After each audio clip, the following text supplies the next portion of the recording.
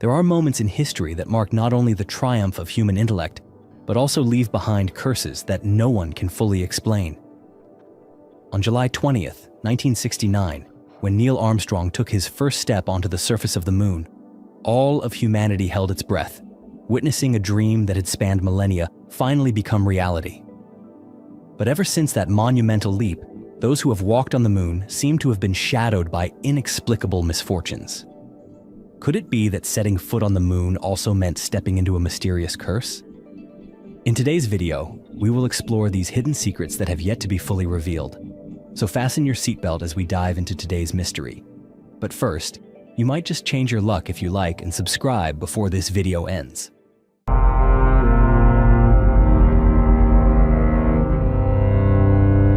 On July 20th, 1969, the entire world seemed to hold its breath, watching each moment of history unfold.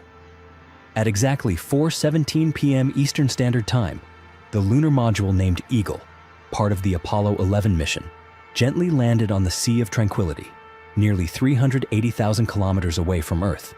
In that moment, two astronauts, Neil Armstrong and Buzz Aldrin, officially became the first humans to set foot on a celestial body beyond Earth. After nearly 6.5 hours of preparation, at 10:51 p.m. that same evening, Neil Armstrong, with his back turned toward the endless void, slowly descended the steps of the Eagle module. It took him a full 4 minutes to complete that short but sacred distance. Then, in a calm and steady voice, Armstrong uttered the words that would be forever recorded in the history of mankind. "That's one small step for man, one giant leap for mankind." Just 20 minutes after Armstrong set foot on the surface of the moon, Buzz Aldrin followed. The two men, bearing the hopes of humanity on their shoulders, embraced that moment like children. They skipped lightly, felt the soft, powdery dust that no human had ever touched, and hopped about like antelopes across an open plain. And then, when the mission was complete, when they returned in the glory of heroes praised by the entire world, Neil Armstrong began to show a change that defied easy explanation. He gradually became silent, withdrawn, even refusing interviews and avoiding the crowds. Not long afterward, the space hero left NASA, choosing instead to return to Ohio to live a simple life. Many rumors arose from this transformation. Some believed that Armstrong had seen things on the moon that he was not meant to see, things that might have shattered the entire system of values he once held dear. Others said that he had touched the highest peak a human being could reach, and that afterward, he no longer had any motivation to strive. However, it was not only Armstrong. Other astronauts who had set foot on the moon also experienced a series of inexplicable misfortunes. Some were struck by leukemia, others perished in accidents, and others lived the rest of their lives in depression and loneliness. Very few among them ever returned to a normal life after coming back. Is there a secret hidden behind that glorious light? To explain this, let us revisit history. In the early 1960s, the atmosphere across the world remained heavy with the lingering echoes of World War II and a new confrontation between two superpowers, the United States and the Soviet Union, had shifted to a different battlefield, outer space. In this fierce competition, every technological achievement and every advancement in space exploration was regarded as a strategic victory. The Soviet Union, with its overwhelming early accomplishments, quickly seized the upper hand. They had launched the first artificial satellite, Sputnik, into Earth's orbit. They had sent Yuri Gagarin, the first human being, into space. And to achieve these feats, the Soviets had never hesitated to pay the price with the lives of countless cosmonauts and engineers in a multitude of experimental trials. These silent tragedies never once diminished their ambitions. The catastrophic rocket explosion of 1960, which claimed the lives of more than 160 Soviet aerospace scientists, including Marshal Mitrofan Nedelin, only served to make the race even more relentless. Those losses also sowed deep, unspoken fears among the American public. If conquering space could cost the lives of the best and the brightest, was sending a man to the moon truly possible? Or was it merely a reckless dream? Amid this growing tension, many of the United States government's top scientific advisors, including Jerome Wiesner, President Kennedy's own advisor, bluntly warned against risking the lives of astronauts on such perilous missions. Dark scenarios were painted, the drifting corpses of astronauts forever lost in the frigid void of space, skeletal remains stranded on the moon's barren surface with no possibility of rescue. And yet, on September 12, 1962, in defiance of those cautious voices, President Kennedy stood at the podium of Rice University in Texas and delivered words that would reverberate through history. "We choose to go to the moon in this decade and do the other things, not because they are easy, but because they are hard." Amid thunderous applause, Kennedy did more than set a goal. He ignited a new flame in the American heart, the flame of daring to dream, daring to act, and daring to conquer the impossible.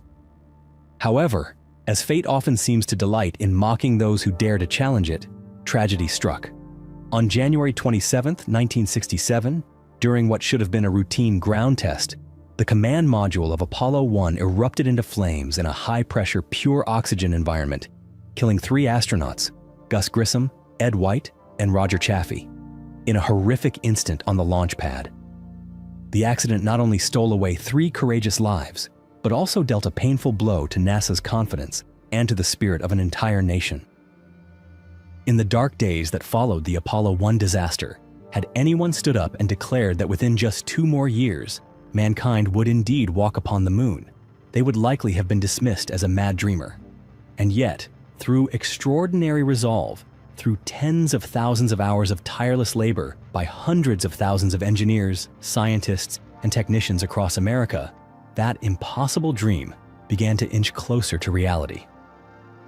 Throughout that time, Neil Armstrong, the quiet test pilot from Ohio, labored in steady preparation, step by step, drawing nearer to the destiny that history had chosen for him. In that long and arduous journey, choosing who would be the first person to set foot on the moon was far from a simple decision. For the first man to step out of the lunar module would not merely be an astronaut, he would become a living symbol for all humanity, a name etched forever into the pages of history. At first, many within NASA, including Buzz Aldrin himself, believed that he was the one deserving of that honor. In previous missions, it had been customary for the commander to remain aboard the ship while the lunar module pilot performed the extravehicular activity. With that precedent in mind, Aldrin was confident that he would be the first to step out of Eagle. However, everything changed after the Apollo 9 mission. Internal discussions at NASA began to take a different turn. They needed a symbol who was not only technically proficient, but also someone whose character embodied humility and composure, someone who could preserve the purity of that moment, free from personal ambition. And so, the final decision was made. Neil Armstrong would be the first. When Buzz Aldrin received the news, he was taken aback, even disappointed. In a quiet effort to overturn the decision, Aldrin sought out his fellow lunar module pilots from Apollo 10 and 12, hoping to find sympathy and perhaps influence a change. But those private conversations only served to expose his personal ambitions more clearly, reinforcing NASA's confidence in their choice. Meanwhile, Neil Armstrong showed no outward eagerness. He simply continued with his work, devoting all his mental and physical energy to the grueling training sessions. Armstrong believed that the mission must always come first, and that glory, if it came at all, should be a natural consequence, not an objective to be pursued. One particularly memorable event during training underscored why Armstrong was the chosen one. On May 6, 1968, during a simulation exercise involving the lunar module trainer at an altitude of about 30 meters, the control system suddenly malfunctioned. In that fragile instant between life and death, Armstrong remained calm, activated the ejection seat, deployed his parachute, and landed safely on the ground. Later, analyses showed that had Armstrong hesitated even half a second longer, the parachute would not have deployed in time, and a fatal outcome would have been inevitable. When a colleague later asked him about the incident, Armstrong simply shrugged with quiet composure and said, "Yes, I almost died." It was that very composure, that steadfastness amid a firestorm, that left NASA's leadership with no lingering doubts. Neil Armstrong was the only possible choice. Christopher Kraft, the director of NASA's Mission Control Center at the time, once remarked, "If Neil Armstrong wasn't the first man to walk on the moon, then no one else deserved to be. Armstrong never chased fame. He was not driven by personal ambition, but by a pure spirit of service to science and to the ideal of conquering the limits that humanity had never before dared to reach. On July 20th, 1969, as the lunar module Eagle separated from the command module Columbia and began its descent, millions around the world were glued to their screens, holding their breath as each moment slipped by. From more than 380,000 kilometers away, it felt as though the heartbeat of all humanity synchronized with the two small men who were, for the first time, risking their lives for a dream that had spanned millennia. However, behind the seemingly smooth execution of that event lay a series of breathless tensions that only those directly involved could truly understand. As Eagle approached the surface of the moon, the onboard computer quickly detected that the landing site had drifted by 6.4 kilometers from its original target. The designated area was strewn with jagged boulders and rough terrain, posing an immediate threat to the mission's safety. Sensing the looming danger, Neil Armstrong made a decision that few would dare to make in such a life-or-death moment. He disengaged the automatic landing system and switched to manual control. Sitting lower in the module, Buzz Aldrin could not see the obstacles ahead. Only Armstrong, from his higher vantage point, could clearly see the deadly field of rocks lying in wait. With astonishing calmness, Armstrong piloted the module, searching for a patch of flat ground suitable for a safe landing. When the remaining fuel could sustain only about 20 more seconds of flight, Armstrong finally found a relatively stable surface and gently brought Eagle down. At that moment, from the Eagle module, came the words that the world has long since memorized. "Houston, Tranquility Base here. The Eagle has landed." In the Houston control room, the first few seconds passed in stunned silence before erupting into thunderous cheers. Meanwhile, inside the tiny module, Armstrong and Aldrin quietly shook hands across the control panel. However, that semi-manual landing had unintended consequences.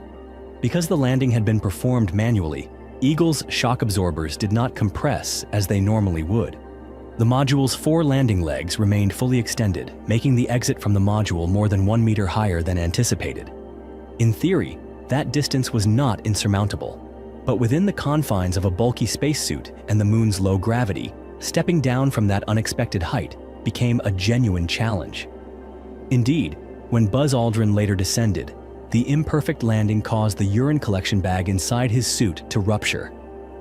Throughout more than 21 hours on the moon's surface, Aldrin had to endure that awkward and unfortunate situation, becoming the first person in history to wet himself on a celestial body beyond Earth.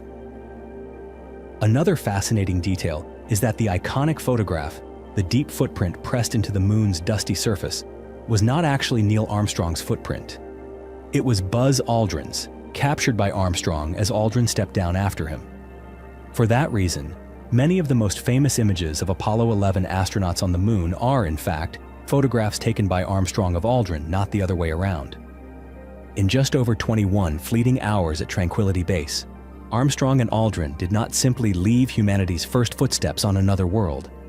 They left behind hundreds of photographs, kilograms of lunar soil and rock samples, and scientific experiments whose legacy continues to inspire countless generations. But perhaps, in Armstrong's heart, the most important moment was not when he uttered the historic words, nor when he captured the famous footprint. It was when, in absolute silence, he lifted his eyes to the distant sky and saw the Earth, suspended like a delicate jewel in the endless blackness of space. That moment, perhaps, changed Neil Armstrong forever. On July 24th, 1969, after more than 8 historic days, the command module Columbia plunged into the waters of the Pacific Ocean, completing humanity's greatest voyage into space. Neil Armstrong, Buzz Aldrin, and Michael Collins returned safely to Earth, bringing with them not only samples of moon rocks and dust, but also the dreams that had long burned within the human heart. Aboard the aircraft carrier USS Hornet, when the 3 of them stepped back onto their homeland, they became living symbols, true heroes of their time. Yet few knew that behind that dazzling curtain of glory, they were also confronting silent fears. In the lingering concern over the possibility of bringing unknown lunar pathogens back to Earth, NASA immediately placed the 3 astronauts under a strict 21-day quarantine. In those first days, as the world remained intoxicated by the fever of victory, a lesser-known truth, only revealed later, quietly lingered in the background. President Richard Nixon, upon hearing the news of Eagle's successful landing, had already prepared a solemn eulogy titled, "In Event of Moon Disaster." That speech declared that if fate had not smiled, those 2 brave men would have rested forever upon the cold, desolate moon, as silent heroes who gave their lives for humanity's highest ideals. Fortunately, those somber words were never spoken aloud. When the quarantine ended, the heroes emerged before cameras and thousands of admiring eyes. They were honored by heads of state, welcomed with jubilant parades through major cities around the globe. In just 35 short days, Armstrong, Aldrin, and Collins visited 25 countries, receiving dozens of medals and being celebrated as ambassadors of hope. For most, that glory would have been the ultimate summit. But for Neil Armstrong, the blinding light of fame became an unbearable weight. A naturally reserved man, unaccustomed to the relentless spotlight, Armstrong began to feel suffocated by the very adoration the world heaped upon him. The whirlwind of press conferences, award ceremonies, and meetings with dignitaries gradually drew him inward.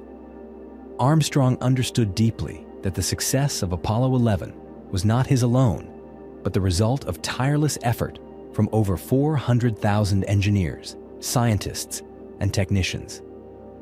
Yet before the public eye, all the glory seemed to converge solely upon him. Thus, in 1971, just 2 years after the historic flight, Neil Armstrong made a decision that stunned the world. He resigned from NASA. But even after stepping away from the stage lights, Armstrong could never truly escape the immense shadow he now carried. Even at the university where he later taught, students and faculty alike would seek him out, asking for autographs, for photographs, for the chance to simply touch the man who touched the moon. That patience, however, slowly wore thin when Armstrong discovered a harsh reality. Many of his autographs were being sold on the black market for thousands of dollars, turned into profit by opportunists. From that moment forward, Armstrong refused all autograph requests. As he himself put it, he only wished to do his job well and quietly step aside, leaving room for those who came after. But the world, after that singular moment of greatness, would never again allow him to live as an ordinary man. Even after stepping away from the glare of the media, Neil Armstrong's life could not escape the twists of fate that seemed destined for those who once set foot on the moon. In 1989, exactly 20 years after Eagle landed on the Sea of Tranquility, Armstrong, by then a man in his early 50s, was invited to attend a series of grand commemorative events. And then, after a long day filled with ceremonies and tributes, Armstrong returned home. The house was unusually spotless, as though it had just been meticulously cleaned. On the dining table, instead of a warm family dinner, there was only a short note left by the woman who had shared his life for 3 decades. On it, just a single, cold sentence: "Let's get a divorce." One can see the footprints etched into the surface of the moon, but no one can ever see the invisible wounds carved deep into the heart of a man once hailed by the entire world. After the painful divorce, Armstrong withdrew even further into himself. He purchased a small farm in Ohio and lived quietly, like a true farmer. In 2005, a minor but deeply bitter incident once again disturbed the humble life Armstrong had built. A close friend secretly collected clippings from Armstrong's haircut and sold them to a hair collector for $3,000. When Armstrong found out, he was furious. But the ordeal did not end there. The collector, with astounding brazenness, declared that he possessed 250,000 strands of Armstrong's hair and began selling them, each one affixed to a postcard for $50 apiece. Once again, Neil Armstrong's name was turned into a commodity, bought and sold like merchandise. Life after the moon for Armstrong was not without its warm moments. Yet it could never fully erase the quiet losses, the silent scars. In one rare interview, Armstrong confessed that the greatest regret of his life was not the things he had done, but the things he had missed. The moments spent with family, the times he could have played with his children, The years he might have lived simply as a father, as a husband, like any ordinary man. Could it be that a mysterious curse clings to those who once set foot on the moon? For when we look back at the fates of the 12 astronauts who journeyed there under the Apollo program, it is difficult not to shudder at the string of tragedies that followed. Buzz Aldrin, the man who accompanied Armstrong in that historic landing, quickly descended into a spiral of depression and alcoholism after returning to Earth. Though once a talented Air Force officer and a courageous astronaut, the blinding light of fame left Aldrin lost and adrift. Pete Conrad, the man who walked on the moon during Apollo 12, survived his mission, only to later perish in a motorcycle accident in 1999 at the age of 69 on a long, straight stretch of road. Alan Shepard, the commander of Apollo 14, was no exception to fate's harsh hand. He succumbed to leukemia and passed away in 1998. And the tragedies were not limited to illness or accident. The 3 astronauts of Apollo 15, David Scott, James Irwin, and Alfred Worden, became entangled in a scandal after they secretly carried nearly 400 postal covers into space, intending to auction them for profit upon their return. Although their actions were not illegal, they constituted a serious violation of NASA's ethical rules, leading to the bitter end of their careers. James Irwin, who had once left his footprints on the moon, suffered devastating physical trials as well. During the mission itself, he endured a minor heart attack on the moon's surface. Later, Irwin spent the remainder of his life searching for the remains of Noah's Ark on Mount Ararat in Turkey, embarking on a spiritual quest for redemption. He died in 1991, felled by another heart attack. Perhaps the most controversial figure among them was Edgar Mitchell, the astronaut of Apollo 14. After returning from the moon, Mitchell firmly declared that he had witnessed numerous unidentified flying objects and believed that the US government was concealing the existence of extraterrestrial beings. In the final years of his life, Mitchell even claimed that peace-loving beings from another planet had intervened to prevent the Cold War from escalating into a full-scale nuclear catastrophe. To the scientific community, such statements sounded like delirium. Yet to those who believe in the mysterious and the unknown, Mitchell's testimony stood as living proof that the moon landing had opened a door to terrifying secrets for which humanity was not yet prepared.